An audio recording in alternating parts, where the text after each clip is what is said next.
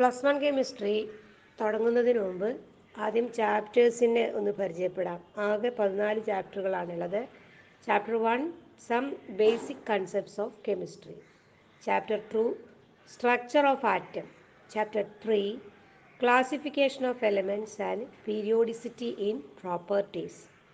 Chapter 4 chemical bonding and molecular structure. Chapter 5 states of matter. Chapter 6 thermodynamics. Chapter 7 equilibrium. Chapter 8 redox reactions. Chapter 9 hydrogen. Chapter 10 the S block elements. Chapter 11 the P block elements. Chapter 12 organic chemistry, some basic principles and techniques. Chapter 13 hydrocarbons. Chapter 14 environmental chemistry. ഇതിലെ ഒന്നാമത്തെ chapter some basic concepts of chemistry ആണ് ഇന്ന് നമ്മൾ എടുക്കാൻ പോകുന്നത്. ഇനി mixture എന്താ നോക്കാം. അതായത് മാറ്ററിനെ രണ്ടായിട്ട് ഡിവൈഡ് ചെയ്തിട്ടുണ്ട്. മിക്സ്ചർ ഉണ്ട്, പ്യുവർ സബ്സ്റ്റൻസ് ഉണ്ട്. മാറ്റർ എന്താണ്? ഒരു നിശ്ചിത മാസും ഇരിക്കാൻ ഒരു സ്പേസും വേണ്ട വസ്തുക്കളൊക്കെ നമുക്ക് മാറ്റർ എന്ന് പറയാം. ഇതിന് മിക്സ്ചർ ഉണ്ട്, പ്യുവർ സബ്സ്റ്റൻസുകളുണ്ട്. മിക്സ്ചർ എന്ന് പറഞ്ഞാൽ it contains 2 or more substances, രണ്ടോ അതിലധികമോ വസ്തുക്കൾ ചേർന്നതാണ് ഈ മിക്സ്ചർ എന്ന് പറയുന്നത്. പ്രസൻറ്റ് ഇൻ എനി റേഷ്യോ, ഏത് റേഷ്യോയിലും ആകാം. ഉദാഹരണം അക്വസ് ഷുഗർ സൊല്യൂഷൻ, അതായത് ഷുഗറിൻ്റെ വെള്ളത്തിൽ കലക്കിയ ലായനി. എയർ, നമ്മുടെ എയറിൽ ധാരാളം, അതായത് 2ൽ കൂടുതൽ ഗ്യാസുകളുണ്ട്, ഇഷ്ടംപോലെ ഗ്യാസുകളുണ്ട്. ടീ അല്ലെങ്കിൽ ചായ, നമ്മുടെ ചായയിൽ വെള്ളമുണ്ട്, ചായപ്പൊടി ഉണ്ട്, പഞ്ചസാര ഉണ്ട്. അപ്പോൾ ഇതൊക്കെ എന്താണ്? മിക്സ്ചറിന് ഉദാഹരണമാണ്. Components of a mixture can be separated by physical method such as mechanical separation, hand picking, filtration, crystallization, distillation. കുറച്ചൊക്കെ നിങ്ങൾ 8ാം ക്ലാസ്സിൽ പഠിച്ചു. പിന്നെ നമ്മൾ 10ാം ക്ലാസ്സിൽ പ്രൊഡക്ഷൻ ഓഫ് മെറ്റൽസിൽ നമ്മൾ ഇതൊക്കെ പഠിച്ച ക്രിസ്റ്റലൈസേഷനും ഒക്കെ വേണ്ട, അങ്ങോട്ടൊന്നും വേണ്ട. ക്രിസ്റ്റലൈസേഷൻ മനസ്സിലാകാൻ എന്ത് ചെയ്താൽ മതി? സമുദ്രജലം, അതൊരു മിക്സ്ചറിന് ഉദാഹരണമാണ്. അത് നമുക്ക് എന്ത് ചെയ്യാം? ഉപ്പ് എങ്ങനെ ഉണ്ടാക്കുക? ഇന്ന് സമുദ്രജലം ഇങ്ങനെ ഉപ്പ് പാടങ്ങളായി വെള്ളം ഇങ്ങനെ കെട്ടി നിർത്തിയിട്ട് അത് അതിൽ ആ വെള്ളം മുഴുവൻ വറ്റിക്കഴിഞ്ഞാൽ ഈ ഉപ്പ് ക്രിസ്റ്റലുകളായി മാറും. പിന്നെ ഡിസ്റ്റിലേഷൻ, സാന്ദ്രീകരണം എന്ന് തോന്നുന്നു അതിന് പറയാം.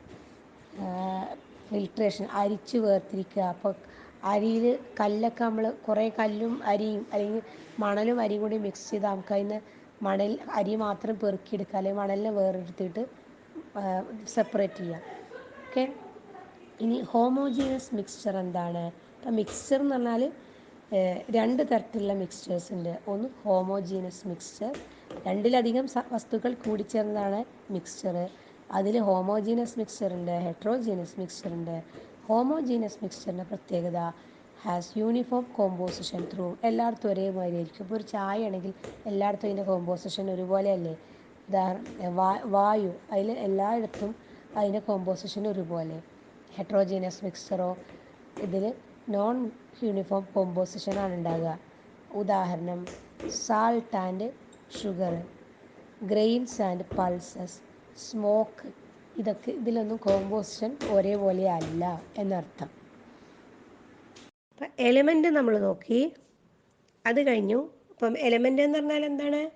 ഒരേ ടൈപ്പ്, ആ സബ്സ്റ്റൻസിൽ എന്തുണ്ടാവുള്ളൂ? ഒരേ ടൈപ്പ് ആറ്റങ്ങൾ.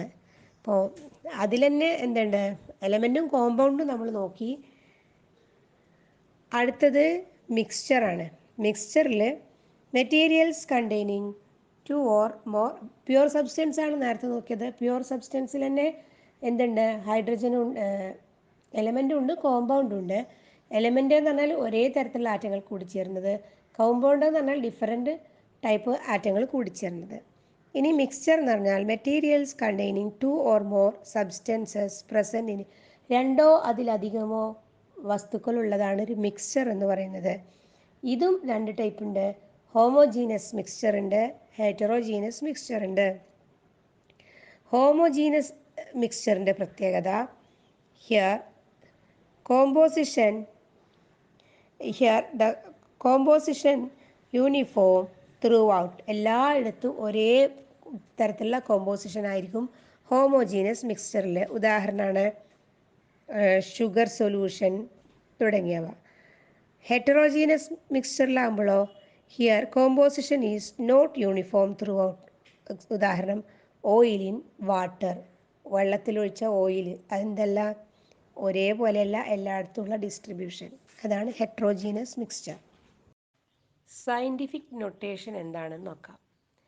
സയൻറ്റിഫിക് നൊട്ടേഷൻ എന്ന് പറഞ്ഞിട്ടുണ്ടെങ്കിൽ exponential notations in which any number can B represented in the form of capital N into 10 raised to small n, where small n is an exponent having negative or positive values and capital N is a number called digit term which varies between 1.00 and 9 etc. and 9.999. ഒരു നമ്പറിനെ കുറേ സീറോയ്ക്കുള്ള നമ്പറാണെങ്കിൽ അത് മുഴുവനായിട്ടും എഴുതുന്നതിന് പകരം നമുക്ക് എന്ത് ചെയ്താൽ മതി, 10ൻ്റെ കൃതികളാക്കിയിട്ട് ആ പൂജ്യങ്ങളെയൊക്കെ പ്രതിനിധീകരിച്ചാൽ മതി, റെപ്രസെൻറ്റ് ചെയ്താൽ മതി. അപ്പോൾ അതിന് താഴെയുള്ള ഉദാഹരണം നോക്കുക. വി ക്യാൻ റൈറ്റ് 232.508 ആസ്, ഇപ്പോൾ ഇത് എത്ര ശരിക്കും 232.508 അല്ലേ. ഇതിനെ നമുക്ക് 10ൻ്റെ കൃതിയായി 10ൻ്റെ പവറാക്കി എഴുതുമ്പോൾ എങ്ങനെ എഴുതാം, 2.32508 ഇൻറ്റു, ഇപ്പം എന്താ ചെയ്തത്, പിന്നെ 232 ആയിരുന്നു, ഈ 32നെ കൂടി നമ്മൾ എന്ത് ചെയ്തു, ഡെസിമലിൻ്റെ അപ്പുറത്തേക്ക് അങ്ങോട്ട് കൊണ്ടുപോവുകയാണ് ചെയ്തത്. അപ്പോൾ ശരിക്കും എന്താ ചെയ്തത്, ഈ ഡെസിമൽ ഇങ്ങനെ ഇടത്തോട്ട് നീങ്ങി അല്ലേ, അപ്പോൾ അത് പോസിറ്റീവ് സംഖ്യയായിട്ടാണ് എഴുതുക. നമ്മളിത് വീണ്ടും പരിചയപ്പെടും. അപ്പോൾ 2.32508 into 10⁻². In scientific notation, scientific നൊട്ടേഷനിൽ ഇങ്ങനെയാണ് എഴുതുക. വൈൽ റൈറ്റിംഗ് ഇറ്റ്, ഇത് എഴുതുന്ന സമയത്ത് the decimal had to be move to the left by 2 places അല്ലേ. ഈ പോയിൻ്റ് ഇടത്തോട്ട് 2 സ്ഥാനം മാറിയില്ലേ, 2.32508 ആയി മാറി. ആദ്യത്തെ സംഖ്യ എത്രയായിരുന്നു, 232 ആയിരുന്നു. ഇതിൽ 2 സംഖ്യ കൂടി ഡെസിമലിൻ്റെ അപ്പുറത്തേക്ക് പോയി എന്ന് പറഞ്ഞാൽ ഡെസിമൽ എന്താണ്, 2 സ്ഥാനം ഇടത്തോട്ട് നീങ്ങി. The decimal had to be moved to the left by 2 places and same is the exponent. അപ്പോൾ 2 പ്ലേസ് മാറി. അപ്പോൾ നമ്മൾ 10ൻ്റെ കൃതിയായി 10ൻ്റെ പവറായി എഴുതിയ എക്സ്പോണൻറ്റും എത്രയാണ്, 2, 10 in the scientific notation. അതുപോലെ 0.00016 can be written as 16 into, അപ്പോൾ എന്താണ്, ഈ ഡെസിമൽ എത്ര സ്ഥാനം ബാക്കിലേക്ക് പോയി, പിന്നെ 16 ഇൻറ്റു എന്ന് പറയുമ്പോൾ ബാക്കിയുള്ള 4 സ്ഥാനവും എന്താണ്, ഡെസിമലിൻ്റെ ഇടത്തോട്ട് പോയി. അപ്പോൾ 16 ഇൻറ്റു 10⁻⁴. ഇവിടുത്തെ പ്രത്യേകത, here the decimal has to be moved 4 places to the right. ഇവിടെ എന്താണ്, ഡെസിമൽ 4 സ്ഥാനം വലത്തോട്ടാണ് നീങ്ങിയത് അല്ലേ. 16 കഴിഞ്ഞിട്ടാണ് 16 ഇൻറ്റു 10⁻⁻4 ആണ് എഴുതിയത്.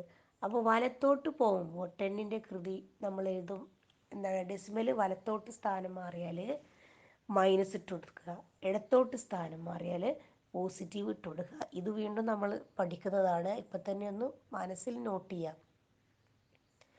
Here the decimal has to be moved 4 places to the right and -4 is the exponent in the scientific notation. അപ്പോൾ ഇത് നോക്കി നോക്കൂ, ഇത് നമ്മുടെ അവഗാഡ്രോ നമ്പറാണ്. നമ്മളെങ്ങനെ എഴുതുക, 6.023 ഇൻറ്റു 10⁻23. ഇപ്പോൾ നമ്മൾ അത് അങ്ങനെ എഴുതാതെ ഈ സയൻറ്റിഫിക് നൊട്ടേഷൻ പ്രകാരം അല്ലാതെ നമ്മൾ എഴുതുകയാണെങ്കിൽ എത്ര വലിയ സംഖ്യ നമ്മൾ എഴുതേണ്ടി വരും. അപ്പോൾ ആ ഒരു സൗകര്യത്തിന് വേണ്ടിയിട്ടാണ് നമ്മൾ ഈ സയൻറ്റിഫിക് നൊട്ടേഷൻ ഉപയോഗിച്ച് സംഖ്യകളെ പ്രതിനിധീകരിക്കുന്നത്. Addition and subtraction. അപ്പോൾ നമ്മൾ സയൻറ്റിഫിക് നൊട്ടേഷനെ കുറിച്ചിട്ട് പറഞ്ഞു. ഇനി ഇത്തരത്തിലുള്ള നമ്പേഴ്സിൻ്റെ അഡീഷനും സബ്ട്രാക്ഷനും ശ്രദ്ധിക്കുക. മൾട്ടിപ്ലിക്കേഷനും ഡിവിഷനുമല്ല, ഈ സംഖ്യകളുടെ അഡീഷനും സബ്ട്രാക്ഷനും നമ്മൾ ചെയ്യേണ്ട സമയത്ത് നമ്മൾ ശ്രദ്ധിക്കുക. അപ്പോൾ ഉദാഹരണം 6.65 ഇൻറ്റു 10⁴ ഈ സംഖ്യയെ നമ്മൾ 8.95 ഇൻറ്റു 10⁻³ കൊണ്ട് കൂട്ടണം. അങ്ങനെ കൂട്ടുന്ന സമയത്ത് ഈ 10ൻ്റെ എക്സ്പോണൻറ്റുകളാണ് 10⁴ഉം 10⁵ അപ്പോൾ ഇതിനെ തുല്യാക്കണം. ഒന്നുകിൽ രണ്ട് സംഖ്യകളുടെയും എക്സ്പോണൻസിനെ 10⁴ ആക്കുക, അല്ലെങ്കിൽ രണ്ടിനെ 10⁻³ ആക്കുക. ഇവിടെ നമ്മൾ ചെയ്യുന്നത് രണ്ട് സംഖ്യകളെ 10⁴ ആക്കണം. അപ്പോൾ 8.95 ഇൻറ്റു 10⁻³ നമുക്ക് എന്ത് ചെയ്യണം? 10ൻ്റെ എക്സ്പോണൻറ്റ് 4 ആക്കാൻ 8നെ കൂടി വലത്തോട്ട് മാറ്റി എഴുതുക. അതായത് ഈ ഡെസിമൽ ഒരു സംഖ്യ ഇടത്തോട്ട് മാറ്റുന്നു. 8നെ കൂടി എന്താണ് ഡെസിമലിൻ്റെ അപ്പുറത്തേക്ക് വലത്തോട്ട് സൈഡിലേക്ക് മാറ്റുമ്പോൾ എന്തായി മാറും? 0.895 ആയില്ലേ? അപ്പോൾ ഡെസിമൽ ഇടത്തോട്ട് മാറുമ്പോൾ, ഡെസിമൽ ഒരു സംഖ്യ ഇടത്തോട്ട് മാറുമ്പോൾ 10ൻ്റെ കൂടെ നമ്മൾ ഒരു സംഖ്യ ആഡ് ആക്കുകയാണ് ചെയ്യുക. ആ ഒരു പോയിൻ്റ് ഹൈലൈറ്റ് ചെയ്യുക. ഡെസിമൽ ഇടത്തോട്ട് ഒരക്കം ഇടത്തോട്ട് മാറിക്കഴിഞ്ഞാൽ 10ൻ്റെ പവർ ഒരു അക്കം കൂട്ടണം നമ്മൾ. അങ്ങനെ നമുക്ക് എന്ത് കിട്ടും? 0.895 ഇൻറ്റു 10⁴ കിട്ടും. ഇനി സാധാരണ നമ്മൾ ആഡ് ചെയ്യുന്നത് പോലെ 6.65നെ 0.895 കൊണ്ട് ആഡ് ചെയ്യുക. എന്നിട്ട് അതിൻ്റെ കൂടെ ഇൻറ്റു 10⁴ ആഡ് ആക്കിയാൽ മതി. അതിന് 10ൻ്റെ പവറിന് എന്തെങ്കിലും നമുക്ക് കൂട്ടും കുറക്കൊന്നും വേണ്ട ഈ അഡീഷനിലും സബ്ട്രാക്ഷനിലും. ഇത്രയുമാണ് ചെയ്യേണ്ടത്. അഡീഷൻ്റെ ഉദാഹരണം നോക്കിയതുപോലെ ഒരു സബ്ട്രാക്ഷനും കൂടി നമുക്ക് നോക്കാം. 2.5 ഇൻറ്റു 10⁻²നെ നമുക്ക് എന്ത് ചെയ്യണം? 4.8 ഇൻറ്റു 10⁻³ നിന്നും സബ്ട്രാക്ട് ചെയ്യണം. അപ്പോൾ ഒന്നിൽ 10ൻ്റെ എക്സ്പോണൻ്റ് -2 ആണ്, രണ്ടാമത്തേതിൽ 10⁻³ ആണ്. ഇവരെ നമുക്ക് തുല്യമാക്കണം. അതായത് 4.8 ഇൻറ്റു 10⁻³ നമുക്ക് -2 ആക്കണം. അതിന് നമ്മൾ ചെയ്യുന്നത് 4.8ലെ 4നെ കൂടി ഡെസിമലിൻ്റെ വലത്തോട്ട് നമ്മൾ നീക്കുകയാണ്. അപ്പോൾ നമുക്കറിയാം, വലത്തോട്ട് നീങ്ങുമ്പോൾ ഡെസിമൽ ഒരു സ്ഥാനം ഇടത്തോട്ട് മാറുമ്പോൾ, ഒരു ഡിജിറ്റ് ഇടത്തോട്ട് മാറുമ്പോൾ നമ്മൾ എന്താ ചെയ്യുക? ഒന്ന് കൂട്ടുകയാണ് ചെയ്യുക, അല്ലേ? അപ്പോൾ 10⁻³ കൂടെ 1 കൂട്ടിയാൽ +1 കൂട്ടിയാൽ എത്ര വരിക? 10⁻² കിട്ടില്ലേ? ഒന്നുകൂടി പറയാം. നമ്മൾ 2.5 ഇൻറ്റു 10⁻²നെ 4.8 ഇൻറ്റു 10⁻³ നിന്നും കുറക്കണം. അപ്പോൾ കുറക്കണമെങ്കിലും കൂട്ടണമെങ്കിലും അഡീഷൻ ചെയ്യാനും സബ്ട്രാക്ട് ചെയ്യാനും 10ൻ്റെ എക്സ്പോണൻസിനെ തുല്യമാക്കണം. അതിനുവേണ്ടി നമ്മൾ ചെയ്യുന്നത് ഈ 10⁻³ നമുക്ക് 10⁻² ആക്കണം. അതിന് ഈ 10⁻³ കൂടെ +1 ആഡ് ആക്കിയാൽ മതി. +1 ആഡ് ആക്കാൻ നമ്മൾ എന്താ ചെയ്യുന്നത്? 4.8ലെ 4നെ കൂടി ഡെസിമലിൻ്റെ വലത്തോട്ട് മാറ്റി. സ്വാഭാവികമായും ഡെസിമൽ എന്താണ്? ഒരക്കം ഇടത്തോട്ട് മാറി. 4.8 എന്നുള്ളത് 0.48 ആയി മാറി. അപ്പോൾ ഡെസിമൽ ഒരക്കം ഇടത്തോട്ട് മാറുമ്പോൾ 10ൻ്റെ എക്സ്പോണൻ്റ് ഒരക്കം നമ്മൾ കൂട്ടിക്കൊടുക്കണം. അപ്പോൾ 10⁻³ +1 എന്ന് പറഞ്ഞാൽ വലുതിന്ന് ചെറുത് കുറച്ച് വലുതിൻ്റെ സൈൻ ഇട്ടു. അപ്പോൾ നമുക്ക് -3 നിന്നും 1 പോയാൽ -2. ഇനി സാധാരണ പോലെ 2.5നെ 0.48ൽ നിന്നും സബ്ട്രാക്ട് ചെയ്തതിന് ശേഷം അതിൻ്റെ പവർ അതിൻ്റെ കൂടെ ഇൻറ്റു ചെയ്യുക 10⁻². ഇപ്പോൾ 2.02 ഇൻറ്റു 10⁻² ആണ് ഇതിൻ്റെ ആൻസർ.